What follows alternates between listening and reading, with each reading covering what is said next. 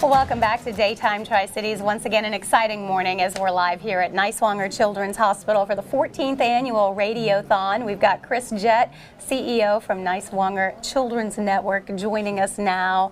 And thank you so much. What a fun, special day here today. Can I say that's an understatement? I would think so. You know, we talk about the Radiothon, and certainly we do this every year. Yeah. 2 days, the fundraising, so important for the work that you're doing here at the Children's Hospital. Yeah, I'll use a word that it's integral to what we're doing. You know, I often talk about nothing that we do in the Children's Hospital can we do without the support of the community. And I love the Radiothon because it's an opportunity for us all to be thinking about it for 2 days and get involved with something specific. And of course today, such a special day, we're seeing all these young kids coming in. Yeah. They've got the blue caps and gowns on. They're getting ready for a press conference coming up here in a little bit. Such a special day with the opening of really why this hospital is so important, continuing to grow.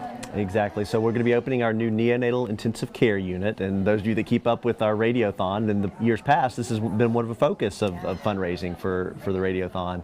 And today is the celebration for all of those years of hard work, for fundraising, for construction, for teams getting ready, and today's the celebration for that. That is very exciting. And then of course this Radiothon, the money going towards some surgery rooms for pediatrics for our youngest patients. Tell us a little bit about that specific need. Yeah, so we're always looking to grow and always looking to improve care, and this year we're focusing on pediatric surgery, and so some of our rooms that we use are a little undersized for what we need for teaching and for the equipment, the new equipment that we need, and so what we're going to be doing is renovating those and bringing those up to state-of-the-art rooms for our surgeons, for our patients, and for our families. And one of the things we continue to hear about so much when it comes to medical care, everything is constantly evolving and changing, and new equipment, and that equipment is expensive, and you want the best for your youngest of patients. I'm so glad you brought that up, because that's exactly what I was thinking is, you know, we make investments, and then 10 years later some of those same investments that we were all so excited about have become obsolete, which is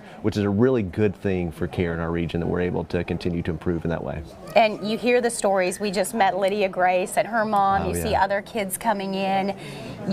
So many people now that the hospital has been open for a while have those stories of my granddaughter or my grandson or my son or niece. Somebody has needed those services, and it's been here for them. And I'm so glad that you're starting to share some of those stories. And I think all of us, you know, when I go out and represent the community, 100% of the people that I talk to have an experience here, and the majority of them are really great experiences, and keeping care close to home is what we're all about.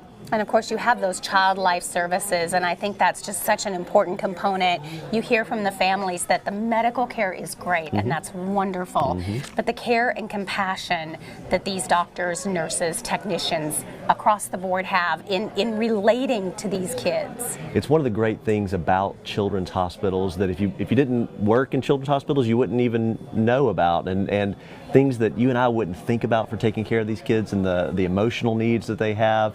We have, as you mentioned, child life specialists, but these are professionals who are trained to be able to take care of those children. Yeah, some of that is scary, and for them to be able to talk these kids through it and help them to understand just makes an incredible difference. And for moms and dads, it's life-changing. Absolutely, and I love talking about it. And as we're talking about it in context of the Radiothon and raising money, obviously those things aren't reimbursed services. These are things that are pure cost, which is great. We're happy to do, but this is again where philanthropy and giving comes into support. And we've already seen some great challenges today. We've got cowbells. We've got, of course, tomorrow you've got teams coming in here. They're going to be making those phone calls. Now is that opportunity to donate, and I know you guys are going to be kind of watching that as the thermometer rises and we get closer to our goal. Absolutely, and we'll be sharing the excitement with everyone that's listening here today, and we'll be excited as a community. Yeah, it's exciting stuff. All right, well, thank you so much for your time. Wonderful as we continue to raise money for the Niswonger Children's Hospital. We're going to give you a phone number. You can call that number. They will be happy to take your donation. You can also text the word KITE to the number that is right there on your screen. We're going to take a break, but we're back for more right after this.